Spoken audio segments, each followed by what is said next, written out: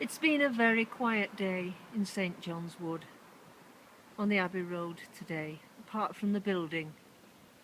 It's been so quiet. Everyone must be on holiday, on their annual leave, probably away out of the country. I thought I'd take you round some of the things that get me through my day on this road. Here you can see the beautiful house with its blue facade, which I have drawn years ago in art therapy. The garden is out of this world, and the trees sustain me during my day. It's directly opposite the synagogue, and there's a wonderful lime tree outside the synagogue, and it's totally, absolutely beautiful, especially in the shadow, especially when it's raining. So there's a lot of things that are consoling, even as I stand between the two entrances of Manor Apartments. There's another lime tree directly opposite, and that too, I'm almost caught between the two lime trees.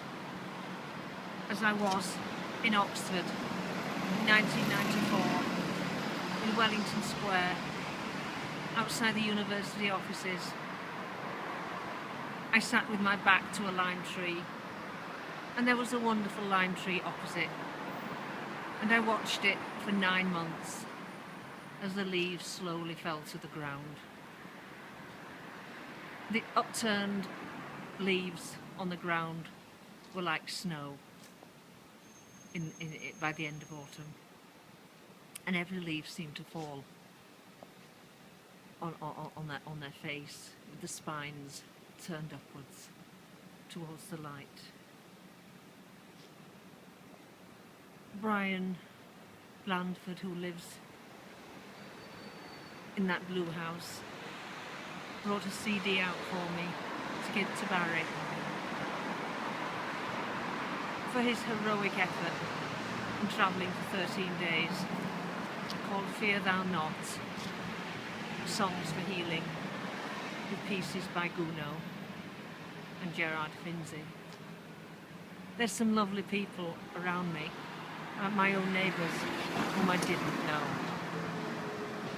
The placard now says 18 weeks demolition drilling.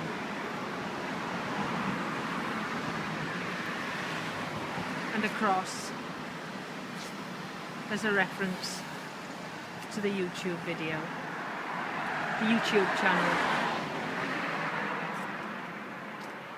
So there's much here that I can concentrate on. Normally I stand here and this is my view, the lime tree directly opposite. The road, the Abbey Road, has been very quiet today. Hardly any traffic, with just the noise of the builders behind me.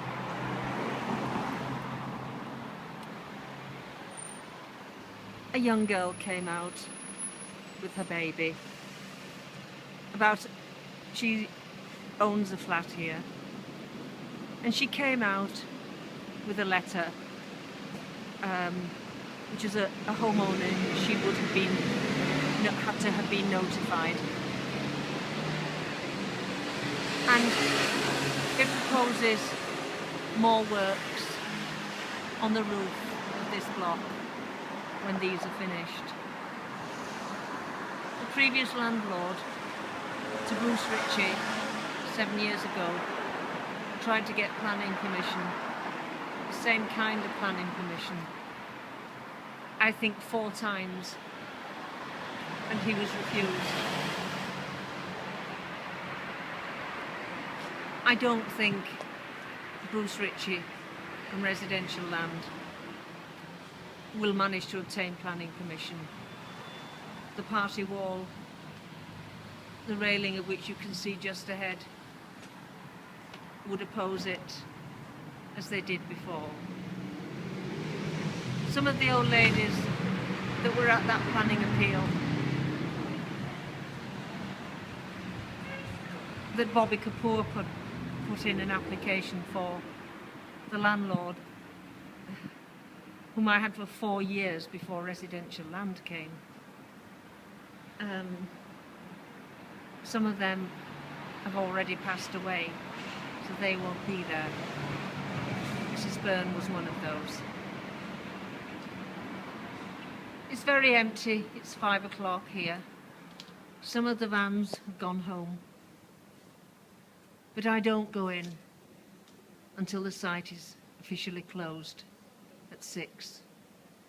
I don't go in until the last man has gone. Last night, it was extremely stormy. And for an hour from 5 to 6, there was simply a deluge. And there was nothing I could do except stand there.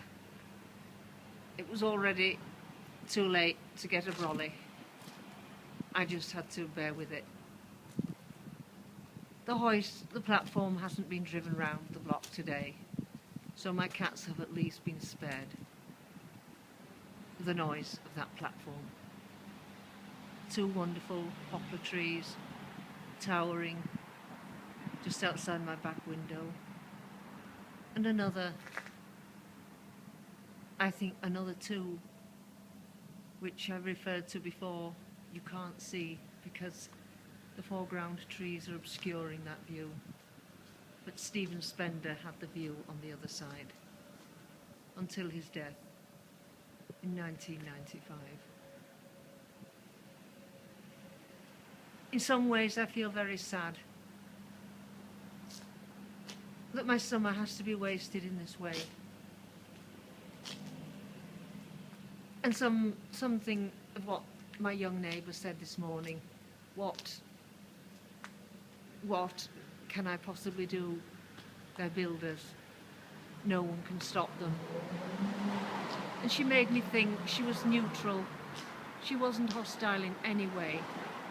And she was worried because of the dust and her 3-month-old baby. And it is a worry. There's a lady who is pregnant here. And the marble is being cut and being delivered at the moment.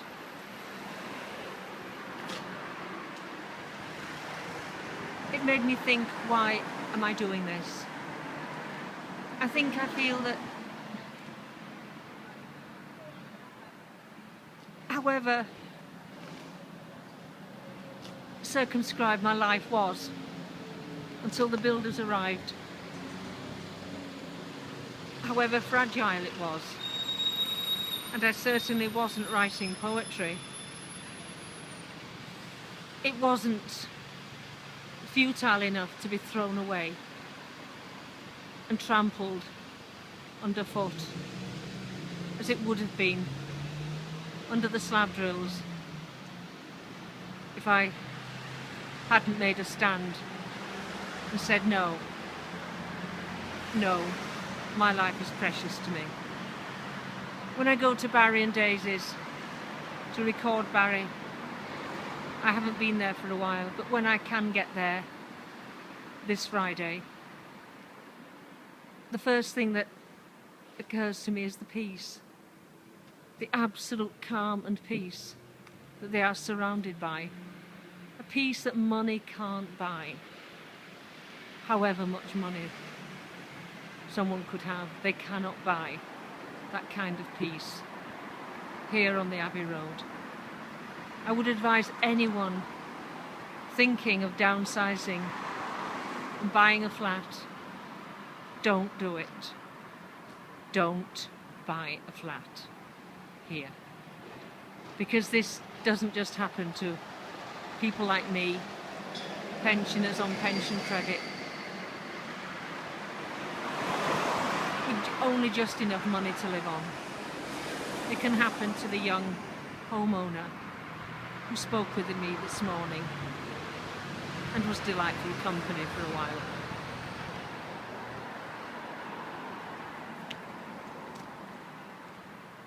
What can I say?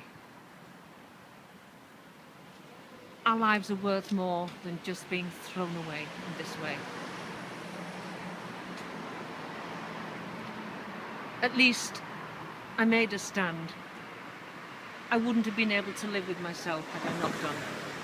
However futile that stand may be, it was a stand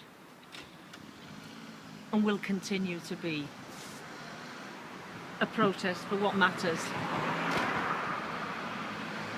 Some kind of peace and stability in our lives. I don't have the money to become a tourist and hang around coffee bars. I haven't got the energy to throw myself around London.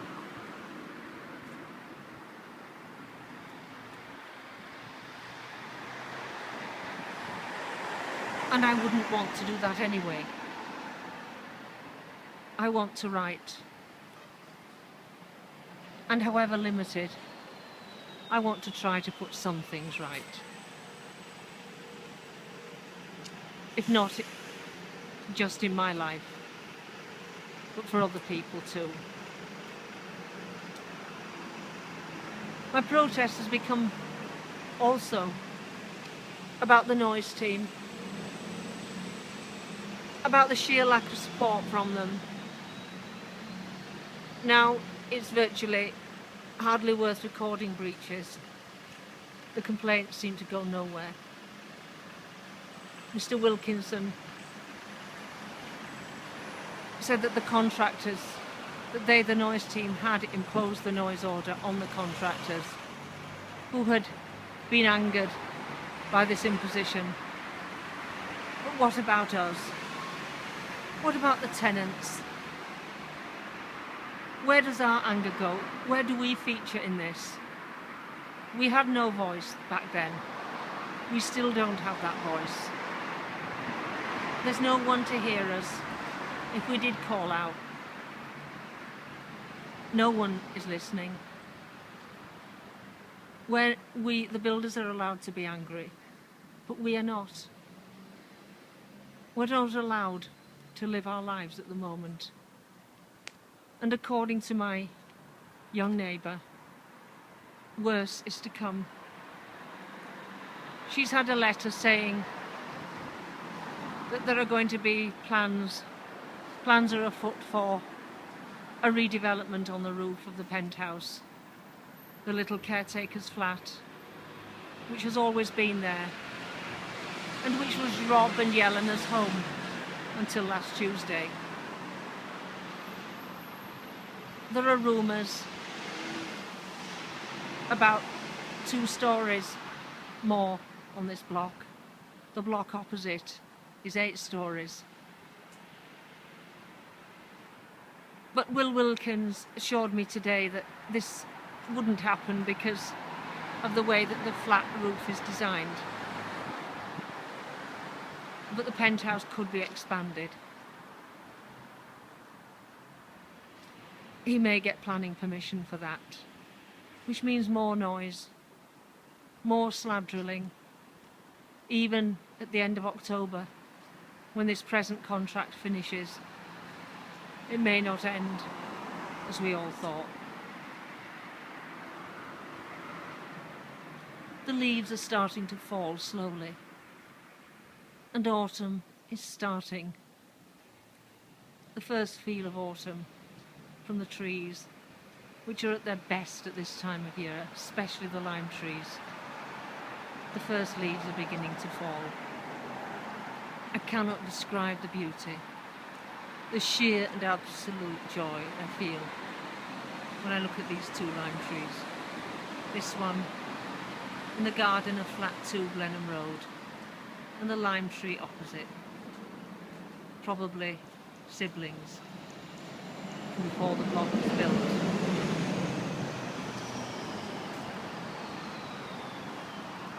Bruce Ritchie was awarded Landlord of the Year, an award, a Resi award last year for being Landlord of the Year. We have suffered terribly during his 7 years here, and he's rewarded with Landlord of the Year. I don't know how this award could have been bestowed. They obviously have never lived never lived in one of his flats, never been subject to him as the leaseholder of the block where you live. He's involved in charitable works, so I've been told, which may or may not be tax deductible. I'm totally not impressed. I can only go on what I know of him. And it's been a tyranny here for 7 years. And it doesn't seem as though it's going to end.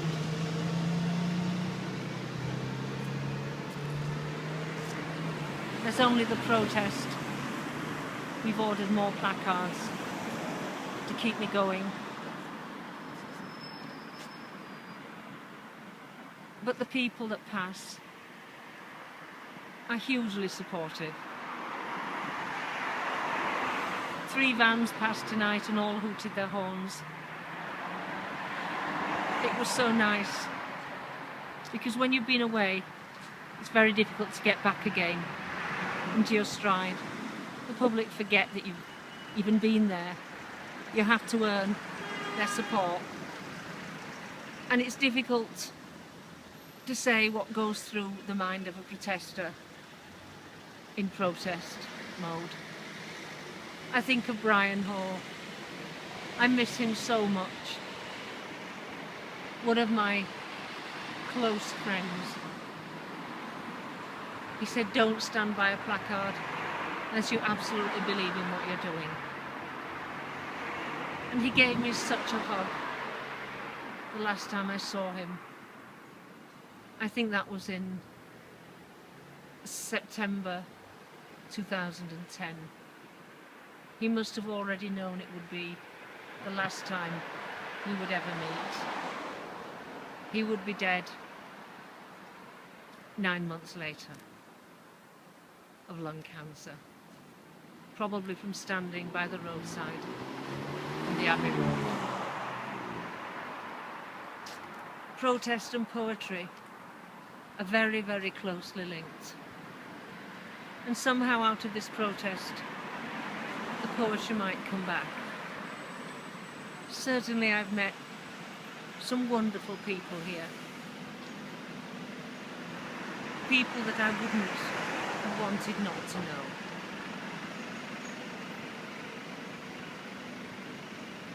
I've been a protester for as long as I've been a poet. And autumn is on its way.